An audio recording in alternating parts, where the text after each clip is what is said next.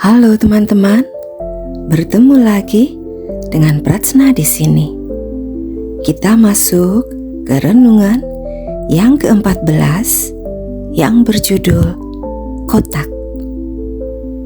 Seperti biasa, kita awali renungan ini dengan sebuah cerita pendek yang berjudul Setan dan Temannya. Pada suatu hari, setan berjalan-jalan dengan seorang temannya. Mereka melihat seseorang membungkuk dan memungut sesuatu di jalan. "Apa yang ditemukan orang itu?" tanya si teman. "Sekeping kebenaran," jawab si setan. "Itu tidak merisaukanmu?" tanya si teman. "Tidak," jawab setan. "Saya akan membiarkan dia menjadikannya kepercayaan." Dari cerita pendek ini, Pratsna menangkap jalan pikiran si setan. Dan Pratsna akan mulai dari situ. Selama ini kita berasumsi bahwa yang tidak baik, yang jahat, yang gelap dan menghancurkan itu datangnya dari setan. Tetapi menurut Pratsna itu sudah umum dan itu sesuatu yang konkret dan mudah dihindari karena sudah jelas warnanya. Tetapi menurut Pratsna ada yang lebih berbahaya, yaitu ketika kita tersesat dalam sekeping kebenaran. Lalu pemahaman yang tidak utuh itu kita beri cap kebenaran mutlak dan satu-satunya yang paling benar. Dan parahnya lagi, kita simpan rapi di dalam kotak, yaitu kotak pemikiran dan kotak belief system kita. Kita merasa sudah tahu semua tentang kebenaran hanya berdasarkan kepingan tersebut. Padahal kita sedang berdiam di dalam kotak yang isinya hanyalah sekeping kebenaran. Setan tidak takut kita tahu tentang kebenaran selama yang kita tahu itu hanya bagian terkecil dari yang utuh, hanya sekeping saja. Mengapa? Karena ketika kita berada di dalam kotak yang sempit itu, kita berhenti bertumbuh. Kita kehilangan esensinya. Saat sekeping kebenaran menjadi absolut, kita berhenti berjalan, berhenti mencari, berhenti menguji diri sendiri. Kita merasa cukup hanya dengan label sekeping kebenaran di dalam kotak pemikiran dan belief system kita. Padahal kebenaran sejati selalu mengalir dan hidup, berkembang dan tidak beku.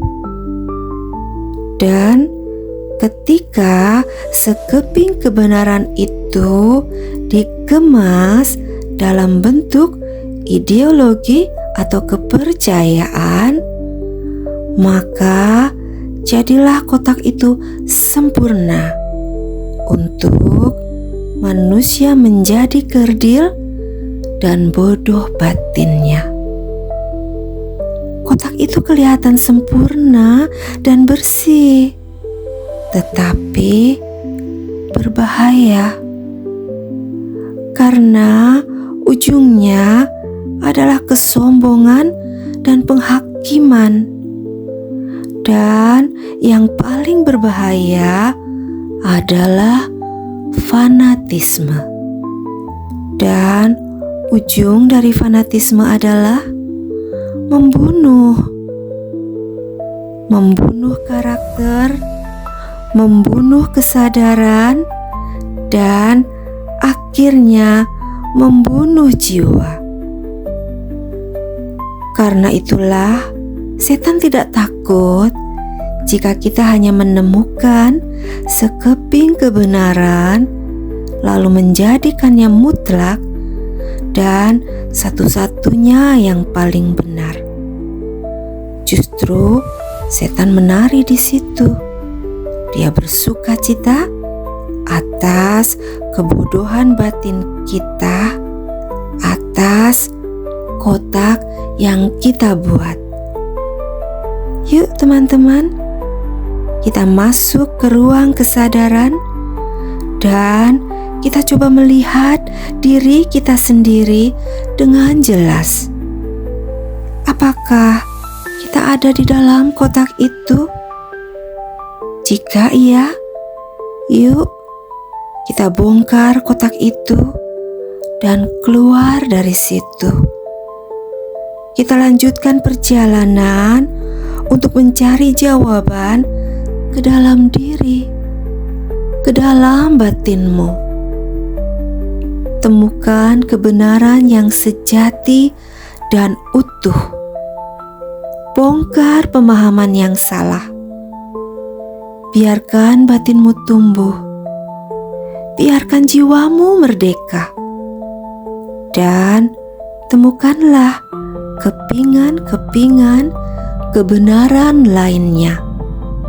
Susunlah puzzle itu dan sadarilah bahwa kebenaran yang sejati lahir dari keberanian untuk mencari ke dalam diri dalam kesadaran penuh.